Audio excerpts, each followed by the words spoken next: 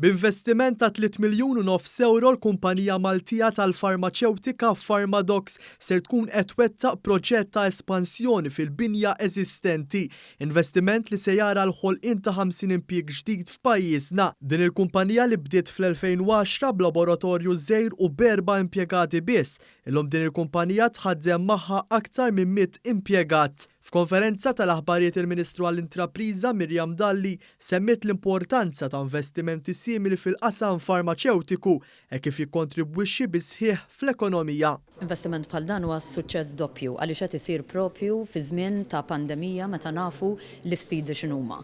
Però dan l-investiment huwa r-riżultat tal-politika ta' dan il-gvern għaliex apparti li aħna rridu nsostnu l-industri preżenti, l-impriża preżenti, aħna rridu naċċertaw ruħna li nagħtu l-appoġġ kollu meħtieġ lill-intrapriżi li diġà għandna eżistenti biex ikomplu jikbru biex jiddiversifikaw u joħolqu aktar impjiegi. Dal-investiment huwa parti mill-proġett fuq medda ta' 5 snin għad tkabbir ta' Pharmadox fejn fihom il-kumpanija mistennija tinvesti 7 miljun euro.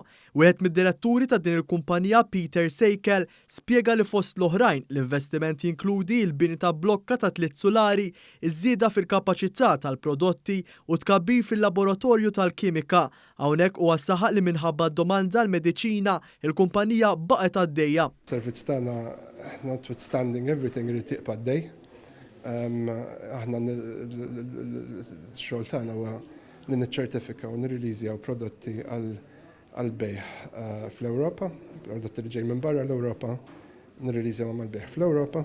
Min-naħa tiegħu is-Segretarju Parlamentari għall Protezzjoni tal-Konsumatur Deo De Battista semma kif investimenti bħal dawn ikomplu jiggarantixxu l-aqwa kwalità ta' mediċina għal Maltin u l-Awċin. Investimenti bħal dawn ikomplu juru s-serjetà li għandna wara dan kollu. Wara dan kollu hemm il-Medicines Authority li permezz tal-professjonisti tagħha qed inkomplu niggarantixxu kemm lokalment kif ukoll fuq skala internazzjonali li l-aqwa prodotti fil-farmaceutika jkunu garantiti għal pazjent tagħna. Min-naħa tiegħu il-kap eżekuttiv tal-Malt Enterprise Gert Farrugia tena l-impenn u l-ħidma sabiex dan is-settur ikompli miexi il-qudiem.